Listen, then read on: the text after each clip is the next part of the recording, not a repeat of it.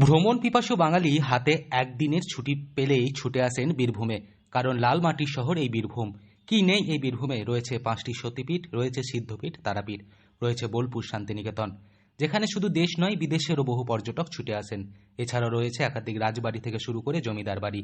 তবে অনেকেই ছুটে আসেন তারাপীঠ মা তারার মন্দির দর্শনে। তবে এবার তারাপীঠেই জারি হয়েছে এক নতুন নিয়ম। মূলত বাংলার পৌষ মাসের 1 তারিখ থেকে মন্দির কর্তৃপক্ষের তরফ থেকে পরিষ্কার জানিয়ে দেওয়া হয়, মন্দিরের গর্ভগৃহে প্রবেশ করার সময় কেউ মোবাইল নিয়ে প্রবেশ করতে পারবেন না। মন্দির প্রবেশের সময় মন্দিরের মোতায়েন নির্দিষ্ট নিরাপত্তারক্ষীকে মোবাইল ফোন জমা দিয়ে তারপরে মন্দিরে প্রবেশ করতে হবে। তারপর থেকে সেই নিয়মেই মন্দিরে পুজো দেওয়া শুরু হয়। তবে এবার হয়তো ভাববেন এতে নতুন কি নিয়ম?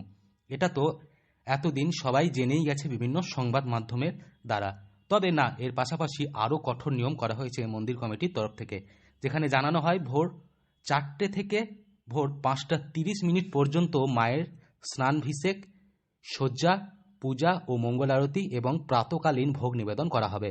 এরপরে সাধারণ লাইন ও বিশেষ লাইনের মাধ্যমে পুণ্যার্থীরা মন্দিরের গর্ভগৃহে প্রবেশ করবেন। হলুদ রঙের পাস সংগ্রহকারী পুণ্যার্থীরাও বিশেষ লাইনের মাধ্যমে গর্ভগৃহে প্রবেশ করবেন। সকাল 5টা 30 মিনিটে গর্ভগৃহের মূল দরজা খুলে দেওয়া হবে। প্রথম 20 মিনিট সাধারণ লাইন, পরবর্তী 20 মিনিট বিশেষ লাইন চলবে ধারাবাহিকভাবে। এই ক্রমে রাত্রে মন্দির বন্ধ না হওয়া পর্যন্ত 2টি লাইন চলবে। এরপর দুপুর 12টায় মায়ের দুপুরের ভোগের জন্য মন্দিরের দরজা বন্ধ হবে। ভোগ নিবেদনের পর দুপুর 1টা থেকে 1টা 30-এর মধ্যে দরজা খুলবে। পুনরায় পুজো দেওয়ার লাইন চলতে থাকবে। সন্ধ্যা 5টা নাগাদ মায়ের সন্ধ্যা আরতির পর মন্দির বন্ধ হবে।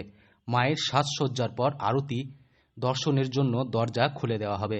সন্ধ্যা আরতি সমাপ্তির পর সন্ধ্যা শীতল ভোগ নিবেদনের জন্য পুনরায় দরজা বন্ধ হবে। সন্ধ্যা শীতল ভোগ নিবেদনের পর সন্ধ্যা 6টা 30 মিনিটে মন্দিরের দরজা খুলবে এবং পুজো দেওয়ার লাইন চলতে থাকবে। মায়ের সন্ধ্যা আরতি চলাকালীন মূল ঘেরার ভিতর যিনি আরতি করবেন তিনি এবং অপরদিকে সাহায্যকারী ছাড়া কেউ থাকবেন না। রাত্রি 9টায় মন্দির চত্বরে প্রবেশের দরজাগুলি একসঙ্গে বন্ধ হবে। মন্দির চত্বরের ভেতরে থেকে যাওয়া দর্শনার্থীরা বাইরে আসবেন। নতুন করে কেউ মন্দির চত্বরে প্রবেশ করবেন না। যদি রাত্রি 9টার পরেও পুণ্যার্থীদের লাইন থেকে যায়, সেক্ষেত্রে লাইন শেষ হওয়ার পর মন্দির বন্ধ হবে।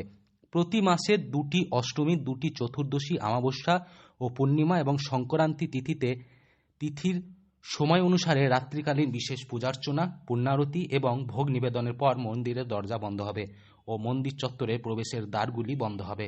প্রোটোকলের সুবিধাপ্রাপ্ত পুণ্যার্থীরা মন্দিরের অপেক্ষাগৃহে থেকে প্রোটোকলের পথ ধরে মন্দিরের বাহির বারান্দার প্রথম গেট দিয়ে গর্ভগৃহে প্রবেশ করবেন। এছাড়াও একাধিক নিয়ম জারি করা হয়েছে। বীরভূম থেকে সৌভিক রায় রিপোর্ট, লোকাল 18 বাংলা।